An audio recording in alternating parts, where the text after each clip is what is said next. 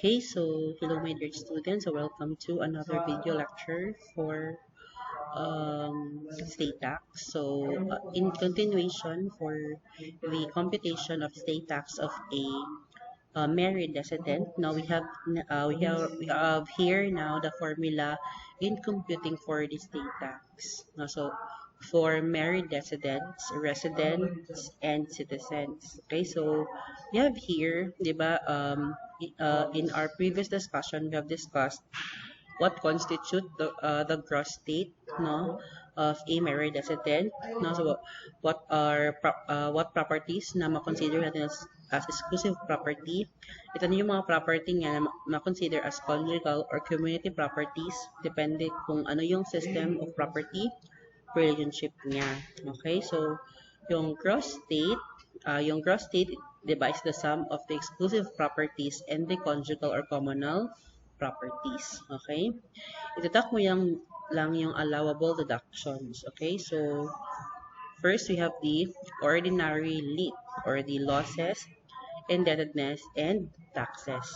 Okay, as a general rule, obligations contracted during the marriage are presumed to have been benefited the marriage and are charged against the community or conjugal property. So kung silent yung problem, deduction siya sa community or conjugal property, such as claim against the state, claim against insolvent person, no? Ma-consider siya as deductions sa conjugal or community properties. Okay, so vanishing deduction may be a deduction against exclusive or community or conjugal property. So depending on the classification of the property to which it is related. So if exclusive or conjugal or community property. A deduction whether against exclusive or community property or exclusive or community or conjugal property state follows the classification of the property in the gross estate. No? So if the property to which a deduction is related to exclusive property in the gross state, then sa exclusive property nimo siya i-deduct. No? So if the property to which the deduction is related is part of the community or conjugal property, then sa conjugal or community property nimo siya i-deduct. Okay, so say for example, yung unpaid mortgage, 'di ba? So yung unpaid mortgage depende if yung property, no, na subject to mortgage is nasa exclusive, i-deduct nimo siya sa exclusive. Kung nasa conjugal, i-deduct nimo siya sa conjugal. Pwede rin losses, 'di ba? Kasi dapat yung losses or yung loss natin, yung property, no, naa sa gross estate. So kung nasa sa exclusive, i-deduct mo sa exclusive, nasa conjugal, nasa sa conjugal. Okay, so i-follow lang nimo ang rule, no, na kung asa ang property nakabutang, no, dito nimo siya i-deduct. Kasi diba, there are certain deductions that needed to be part of the gross state, diba, before you can claim. So kung asa siya nakabutang na claim, asa siya na property nakabutang, dito po nimo i-claim ang deductions. Okay? So the gross state, no, less allowable deductions classified deduction to exclusive property and then conjugal property. So you have your net state before special deductions. And then we have family home. That's maximum of 10 million. Standard reduction of 5 million. Benefits received under Republic Act 417, no? Then share of the surviving spouse. Yung share of the surviving spouse is actually 1/2 of the net conjugal or net community or net conjugal estate. Okay? So, yun siya. Yun yung share of the surviving spouse. So, net taxable estate, okay? Net taxable estate times 6% na tax rate, no, that's your state tax due. However, if meron kang payment, no, for payment sa foreign country, no, or may ano ka, may allowed tax credit, pwede mo siyang i-claim, no? To have your state tax payable na. Okay? Let's have an example for this one.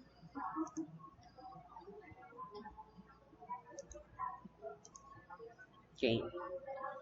So let's have here the example. A married resident died leaving the following. So nasa community property worth 50 million, exclusive property worth 30 million, community ordinary deductions. These are deduction against community property, and exclusive deduction are deduction against um, exclusive property. Among those included in exclusive property were the following. Okay, so these are another deductions, pero included siya sa exclusive property. So we have here a piece of land inherited from the decedent's father who predeceased him 3.5 years ago.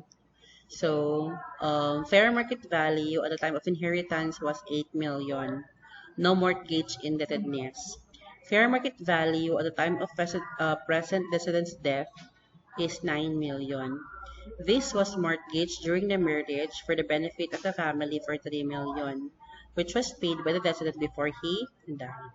Okay, so take note na if itong mortgage, na-mortgage siya after niyo na-receive yung property, this mortgage, even if paid, di siya pwede i-claim, no? For the purpose of computing the vanishing deduction. Okay?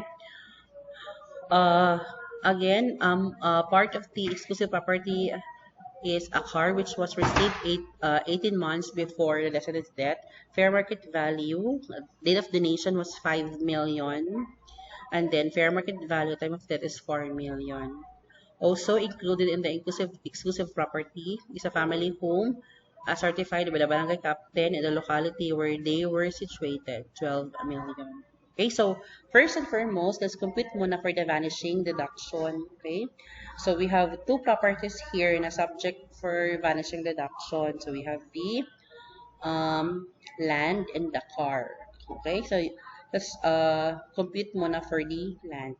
So we'll compute it separate dates because hindi naman siya same year na-receive. So we'll use kasi different rates for this one. Okay? So, value taken ng land, diba, it is whichever is lower, no, between the fair market value at the time of inheritance and fair market value at the time of death.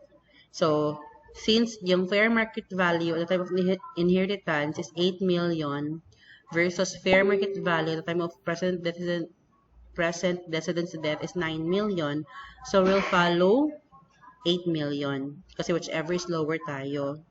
So, the value taken of the land is 8 million since it is lower than the fair market value at the time of present decedent's death of 9 million. So, i-deduct mo lang yung mortgage paid. Wala ka palang mortgage paid, no? Kasi wala siyang property. Wala siyang mortgage at the time na na-receive mo. So, the initial basis would be 8 million. So, we have proportional deduction. Diba? So, the proportional deduction of this is actually initial basis, which is 8 million, divide 80 million. 80 million is the gross estate. So, initial basis over gross estate times multiplier. In this case, our multiplier is the sum of the community ordinary deduction plus exclusive ordinary deduction. Kasi part man ito ng losses, indebtedness, taxes. Okay? So, yan. 8 million over 80 million. 80 million is the gross estate. The sum of the exclusive and the community property times the multiplier. That's 13 million. So, you have 1.3 million. Okay? So, initial basis, less second deduction, you have final basis of 6.7 million. So, the vanishing deduction percentage is 40% kasi since this is 3.5 years ago, so 40% yung rate. So, The vanishing deduction is 2,680,000. The final basis times the vanishing deduction percentage of 40%. So, yung sa car naman, value taken ng car is 4 million. Mas lower yung fair market value at time of death niya. It's 4 million. So, wala siyang mortgage paid. So, the initial basis would be 4 million. So, 4 million divide 80 million. 80 is the gross estate times yung multiplier natin na 13 million. You have second deduction of 650,000. Okay? And then, the final basis is 3,350,000 times the vanishing deduction percentage of 80% kasi it's 18 months. So, 1 to 2 years. So, the vanishing deduction for the car is same, no? 2,680,000. Okay, so to continue, have here the gross estate is 80 million, diba? That's 30 million na exclusive, then 50 million na part of the community property. So we have community ordinary deductions of 4.5. Deduct mo lang siya sa community property. And then, yung ordinary exclusive deduction of 8.5, deduct mo lang sa exclusive. Okay? The total, 13 million. So, yung vanishing deduction natin na 2,680,000 each. Okay? So, 2,680 dito sa land and 2,680 sa car. The total, 5,360,000. And since the property is included in the exclusive properties, then, therefore, deduction siya against exclusive property. So, yung net state mo is 16,140,000 for the exclusive property and 45.5 million. That's 50 million less 4.5. So, 45.5 million, no? So, you have your net state of 61,640,000. Okay, so deduct mo lang yung family home from the net state before special deduction. It's 10 million kasi maximum, di ba, is 10 million. Though,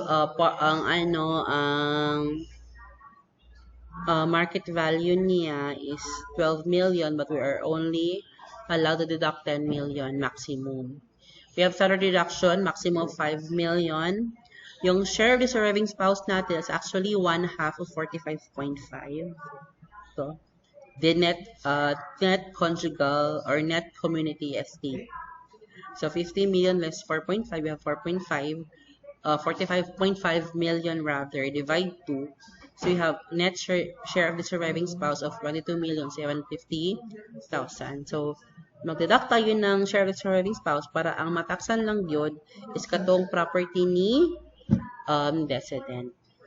So, you have net taxable estate of 23,890,000 times the tax due 6%. So, you have 1,433,400 na state tax due. Okay? Yan. Okay, so next would be the state tax due of a non-resident alien resident. Okay? Yan. So, to recall, yung non-resident alien resident natin is taxable lang sa properties within the Philippines. Okay? And then, they are allowed a deduction of losses, indebtedness, taxes, plus transfer for public use. Okay? Plus standard deduction of 500,000. So, we have here exclusive property, no, of Puruboto in non-resident Japanese. So, non-resident alien siya. So, may exclusive property siya of 5.6 million. Conjugal properties Philippines, 4.2 million. And conjugal properties abroad, 18.2 million. But also remember that yung NRA, taxable sila from properties within lang. So, yung mga foreign parts of gross state niya are those, yung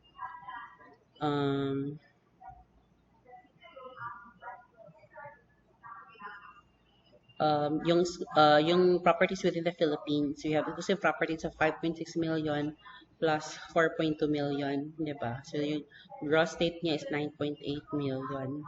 And then, allowed siyang deduction proportional between the Philippine gross state over world gross estate times the deduction na pwede i-prorate, yung losses, indebtedness, and taxes.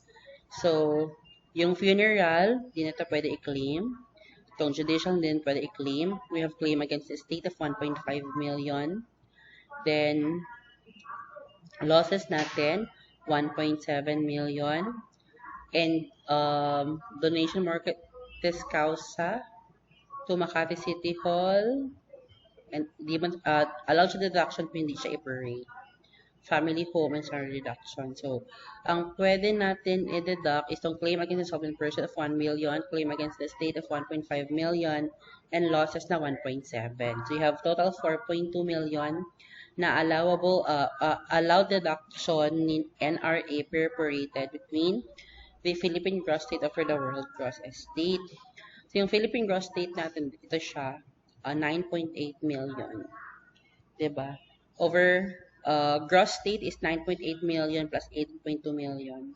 So that's 28 million. So 9.8 million over 28 million. The Philippine gross state over the world gross estate times the allowable proportional losses, indebtedness, and taxes and deduction. That's 1,470,000. Okay? Diba in silent, yung deductions is part of the community property kasi it is assumed na both maka-benefit or naka-benefit. Okay? So, pero pag transfer for public use naman, pag silent siya, exclusive deduction siya. No? Kasi pag kasi pag mag-donate kasi yung husband and wife, kailangan pa o consent with the other. So, normally, pag na-transfer for public use, the silent siya as to siya na property na belong, purchase exclusive property. So, meaning, nag-donate ang resident of property out of his exclusive property. So, you have transfer public use of 1.8 million.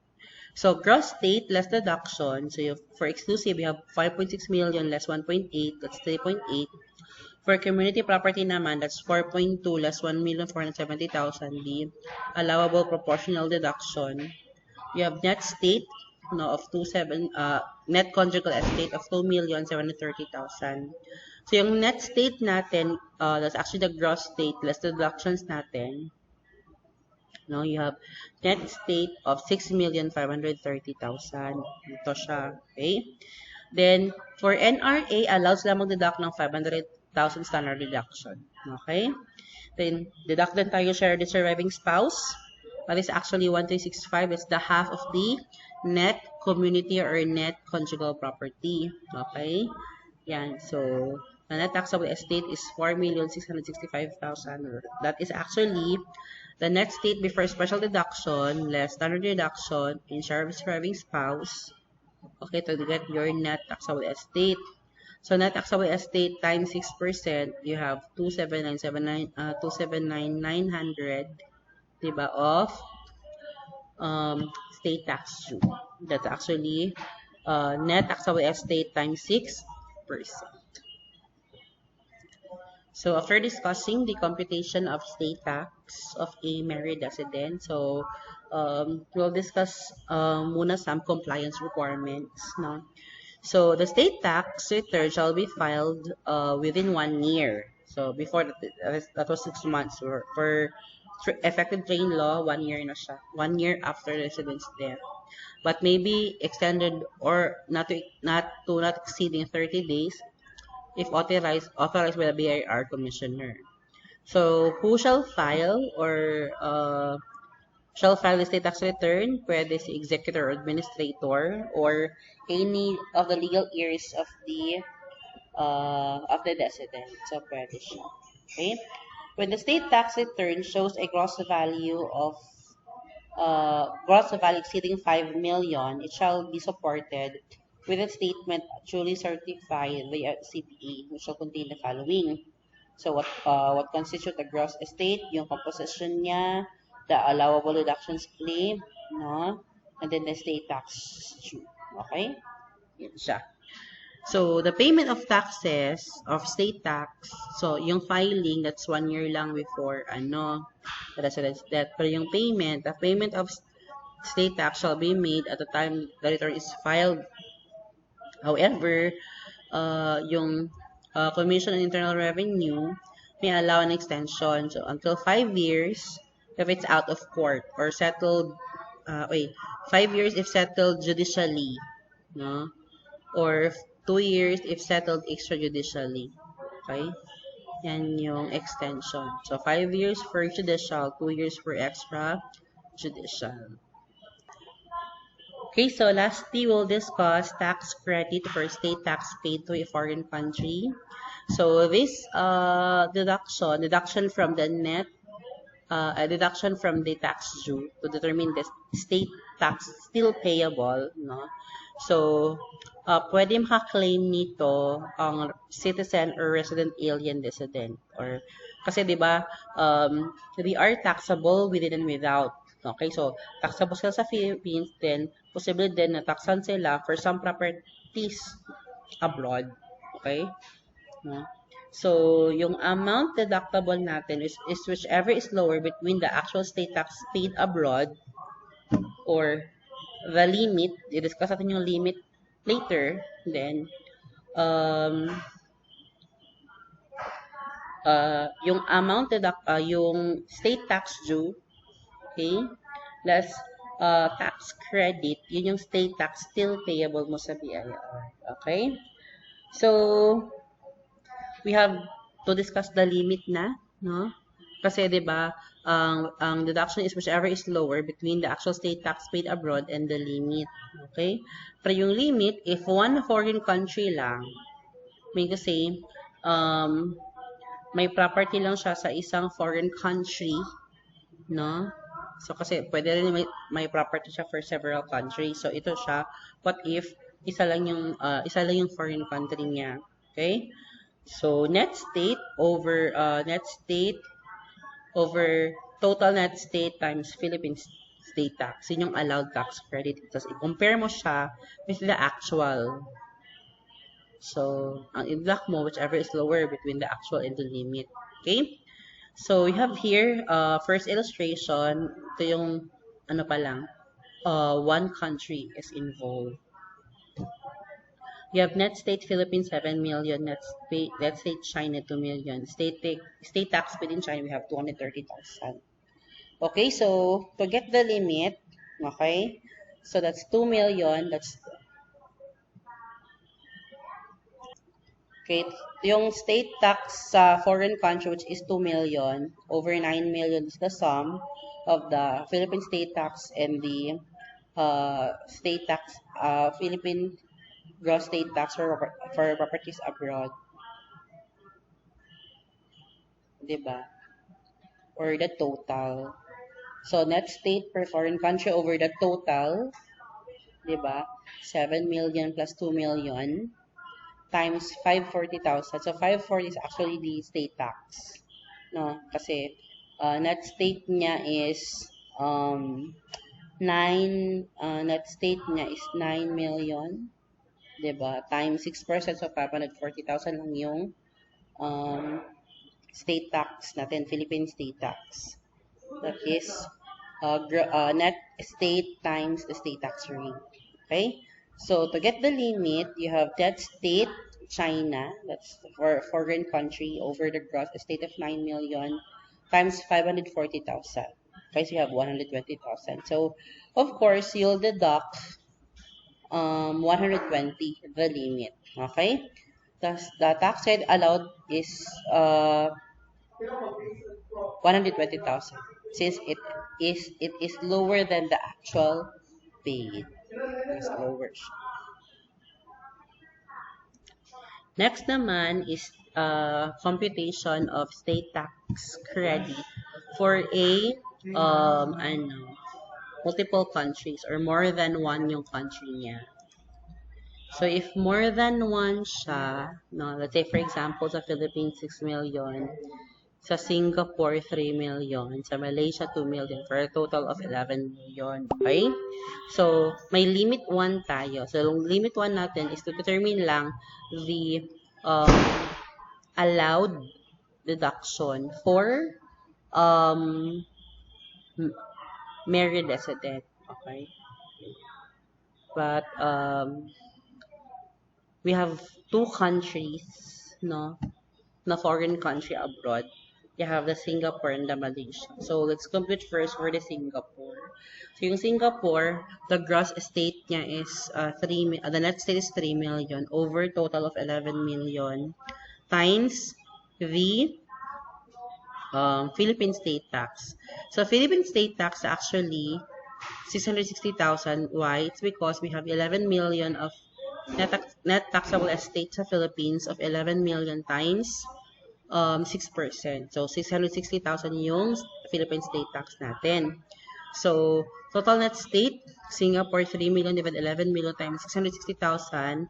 So, yung limit natin is 180. But the actual is 75. So, we'll deduct, we'll have 180,000 as deduction for Singapore. Okay? Kasi mas lower siya. For state tax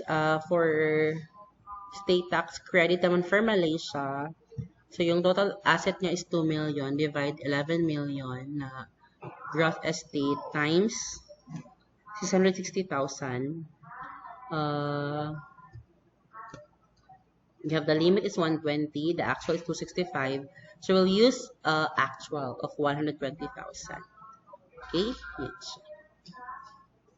So for limit 1, the total allowed deduction is 300,000. 180 for Singapore, and for Malaysia is 120.